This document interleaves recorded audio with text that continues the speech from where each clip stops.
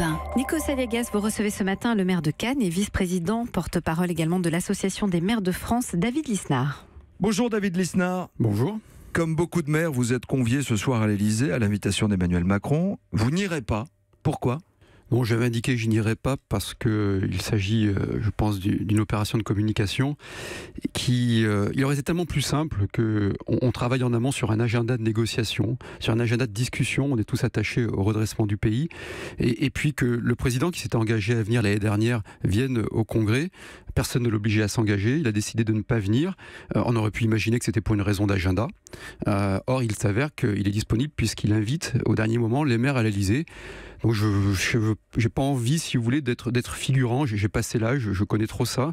Et ça dépasse cet exécutif. Hein. J'ai un peu d'expérience d'une opération de communication. On a des sujets importants à voir ensemble. Il faut renouer du dialogue dans la confiance et pas dans le buzz et en essayant de nous endormir pendant le congrès, là où les médias s'intéressent à ce que nous disons. Pourquoi ne pas aller lui dire à l'Élysée aujourd'hui ? Pourquoi ? Parce qu'on le dit depuis un certain temps. Et comme je le disais, on sait très bien que de cette réunion, il ne sortira rien hormis des déclarations d'intention. Posons la nécessité de voir comment on adapte le pays, comment on modernise le pays, comment on sauve les communes qui sont vraiment l'échelon de proximité, de pertinence, qui sont... vous savez, les maires tous les jours, ils recousent le tissu social. On est au contact de réalités extrêmement contrastées. C'est un des rares espaces où on a encore une démocratie qui s'exprime au quotidien. Et aujourd'hui, on sent bien, depuis longtemps, c'est pas au discrédit de ce seul pouvoir, il faut être honnête intellectuellement. Vous êtes aux premières loges, en fait. C'est ça. Le maire est aux premières loges. Le maire, c'est la société civile. Le maire, les adjoints, les conseillers municipaux, c'est la société civile qui s'exprime, qui est élue. On a un mandat, on rend des comptes, on est sanctionné ou on est encouragé. C'est extrêmement simple et c'est extrêmement performant. Pourquoi ? Parce que la proximité, elle crée la responsabilité. Et que la responsabilité, elle crée la performance. Mais pour qu'il y ait responsabilité, il faut qu'il y ait liberté. C'est cette liberté d'action des communes qui est mise en cause. Et je pense que c'est extrêmement grave. Hier, on parlait dans nos éditions sur Europe 1, justement, du coup de blues des maires qui doutent. Certains veulent jeter l'éponge, d'autres veulent retrouver leur métier, que la réalité est bien plus difficile qu'on ne le croit et qu'ils n'ont pas nécessairement les moyens pour agir. C'est votre cas à Cannes ? La réalité, elle est difficile, mais elle est passionnante. Enfin, c'est un mandat extraordinaire. Moi, j'ai pas voulu aller sur d'autres mandats, des moments où j'aurais pu le faire. Mais effectivement, le fait qu'on ait les ressources financières qui soient amputées, le fait qu'on gère une mairie comme une entreprise, sauf qu'on distribue l'intérêt général. Moi, je baisse les dépenses, j'ai baissé la dette de 51 millions d'euros avec mon équipe en 4 ans, sans toucher au taux d'impôt, et que parallèlement, on soit face à des injonctions contradictoires. Regardez la loi de programmation des finances publiques sur les 5 prochaines années.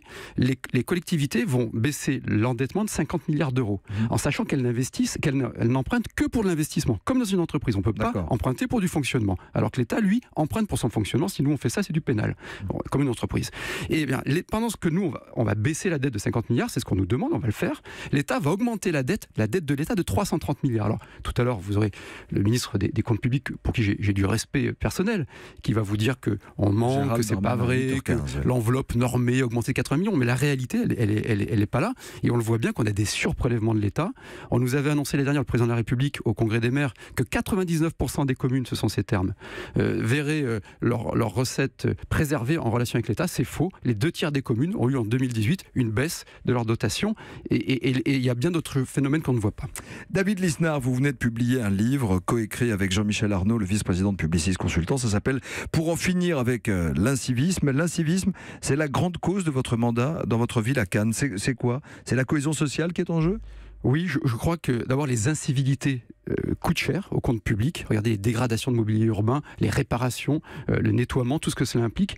Ensuite, elles dégradent le cadre de vie, l'attractivité des territoires, mais surtout elles révèlent une sorte d'individualisme consumériste des espaces publics qui lui-même traduit une perte de sens, une perte de lien.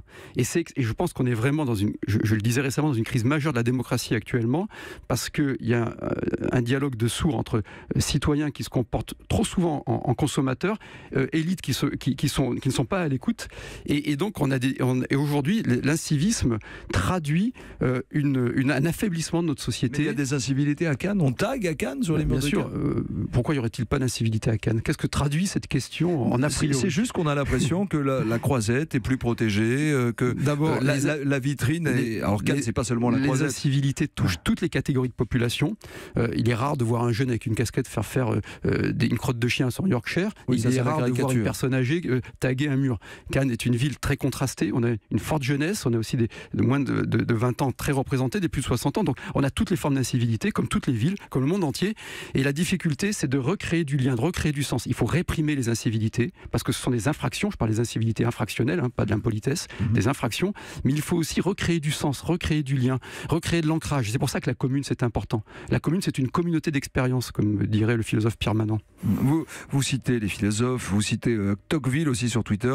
Vous avez écrit hier, les institutions communales mettent la liberté à la portée des peuples. Vous disiez que cette liberté est attaquée. Oui, absolument. En un mot, pourquoi ? Pourquoi ? Parce que lorsque l'on remet en cause la capacité de lever l'impôt, en nationalisant la taxe d'habitation, que l'État ne sera pas remboursé au-delà de 3 ans, 22 milliards d'euros, l'État surendetté, surfiscalisé, nationalise cette ressource. Donc, vous savez, c'est l'article 14 de la Déclaration des droits de l'homme, c'est que l'on doit pouvoir décider de son impôt. Et c'est tout le problème actuel du ras-le-bol fiscal. On doit rendre des comptes. Moi, en tant que maire, j'ai fait de la sobriété fiscale un engagement. Si demain, j'ai plus cette capacité, sur quoi je rends des comptes ? Si j'ai plus le levier fiscal, si je n'ai plus la capacité de construire un projet dans la durée, on n'a pas de visibilité aujourd'hui, on manque de liberté. Et le malaise des maires, il vient souvent de là. On veut être responsable, on veut qu'on nous laisse travailler, on veut rendre des comptes, on veut être contrôlé, mais être libre d'agir dans l'intérêt commun. Avoir la liberté pour agir au quotidien sur le terrain. Merci David Lisnard d'avoir été avec nous. Je rappelle que vous êtes le maire de Cannes, vice-président de l'Association des maires de France et que vous publiez un livre coécrit avec Jean-Michel Arnaud intitulé « Refaire communauté pour en finir avec l'incivisme » aux éditions Hermann.